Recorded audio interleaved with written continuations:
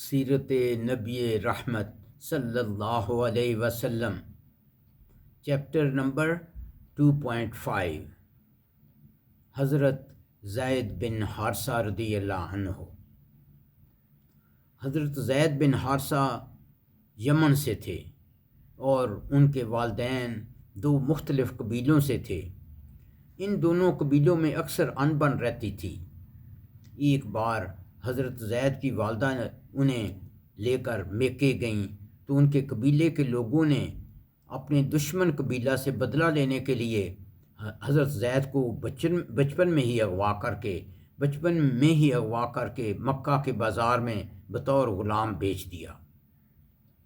حضرت خدیجہ نے اپنے بھتیجے حکیم بن حزام کو کہا، مجھے ایک غلام خرید کر لا دیں۔ انہوں نے حضرت زید کو خریدا اور وہ حضرت خدیجہ کے غلام بن گئے۔ جب حضرت خدیجہ رضی اللہ عنہا کی شادی رسول اکرم صلی اللہ علیہ وسلم سے ہوئی تو حضرت خدیجہ نے حضرت زید کو بطور تحفہ رسول اکرم صلی اللہ علیہ وسلم کو دے دیا۔ غلاموں میں سب سے پہلے حضرت زید نے آپ پر ایمان لائے۔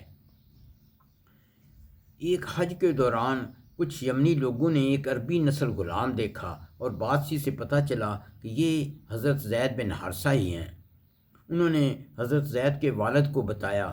ان کے والد اور چچا اپنی سب پونجی لے کر مکہ آئے اور رسول اکرم صلی اللہ علیہ وسلم سے اپنے بیٹے کو خریدنے کی کوشش کی۔ رسول اکرم صلی اللہ علیہ وسلم نے انہیں کہا کہ میں یہ معاملہ حضرت زید پر چھوڑتا ہوں، اگر وہ تمہارے ساتھ جانا چاہے تو میں اسے کوئی رقم لیے بغیر تمہارے ساتھ بھیج دوں گا، اور اگر وہ یہاں رہنا چاہے تو میں اسے انکار نہیں کر سکتا۔ پھر آپ صلی اللہ علیہ وسلم نے حضرت زید کو بلایا اور کہا کہ یہ تمہاری مرضی ہے، خواہ والدین کو چنو یا مجھے۔ حضرت زید نے والد اور چچا کی موجودگی میں کہا کہ میں آپ صلی اللہ علیہ وسلم سے بڑھ کر کسی کو نہیں چن سکتا۔ یہ واقعہ نبوت سے پہلے بھی آپ کے حسن اخلاق و کردار کی عکاسی کرتا ہے۔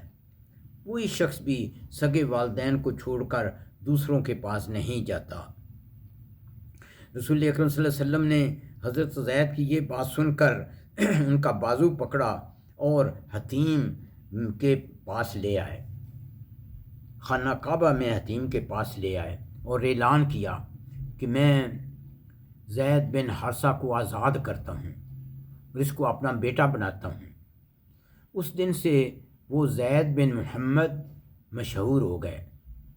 اس طرح حضرت زید کے والد کی بھی تسلی ہو گئی کہ ان کا بیٹا اب غلام نہیں رہا اور اسے قریش میں ایک مقام مل گیا ہے۔ حضرت عبداللہ بن عمر فرماتے ہیں کہ ہم انہیں زید بن محمد کے نام سے ہی جانتے تھے، یہاں تک کہ بہت بعد جب اللہ تعالیٰ نے سورۃ الاحزاب آیت نمبر 5 میں فرمایا، اپنے منہ بولے بیٹوں کو انہی کے باپوں کی طرف منسوب کر کے پکارو، یہ اللہ کے نزدیک زیادہ انصاف ہے۔ اس کے بعد ہم انہیں زید بن حارثہ کے نام سے پکارتے تھے۔ حضرت زید بن حارثہ نے حضرت ایمن سے شادی کی جب وہ دونوں غلام تھے اور رسول اکرم صلی اللہ علیہ وسلم کے گھر میں ہی ان کے ہاں حضرت اسامہ بن زید پیدا ہوئے۔ جب صحابہ کرام کو رسول اکرم صلی اللہ علیہ وسلم سے کچھ کام ہوتا تو ہمیشہ حضرت اسامہ کو بھیجتے، کیونکہ وہ جانتے تھے کہ رسول اکرم صلی اللہ علیہ وسلم اسامہ کو کبھی انکار نہیں کرتے۔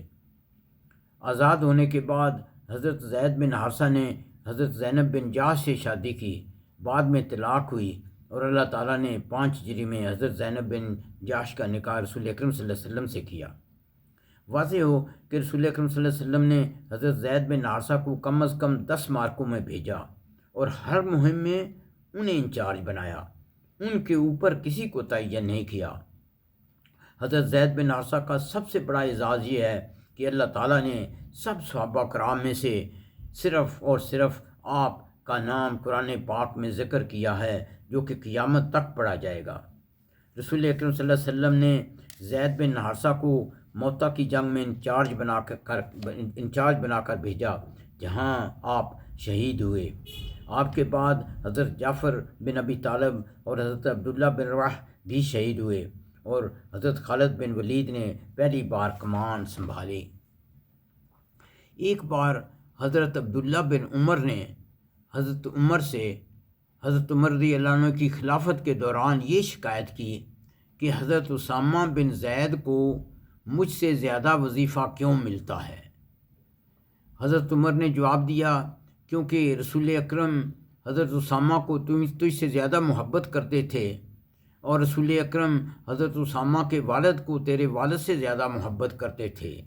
سبحان اللہ، سبحان اللہ، سبحان اللہ۔ بعض علماء کا خیال ہے کہ اگر حضرت زید بن حارثہ رسول اکرم صلی اللہ علیہ وسلم کے وصال کے بعد زندہ ہوتے تو وہ پہلے خلیفہ بنتے۔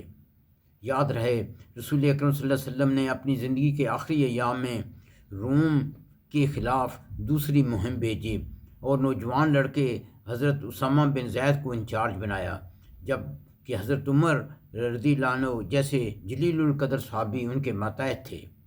پھر رسول اکرم صلی اللہ علیہ وسلم کے وصال کے بعد بعض صحابہ نے حضرت ابو بکر رضی اللہ عنہ کو اسامہ کی جگہ کسی دوسرے کو تعین کرنے کا مشورہ دیا، تو حضرت ابو بکر رضی اللہ عنہ نے فرمایا، میں کون ہوتا ہوں کہ اس کو بدلوں جس کو رسول اکرم صلی اللہ علیہ وسلم نے منتخب فرمایا۔ سبحان اللہ۔ ربنا تقبل منا انک انت السمیع العلیم وتب علینا انک انت التواب الرحیم۔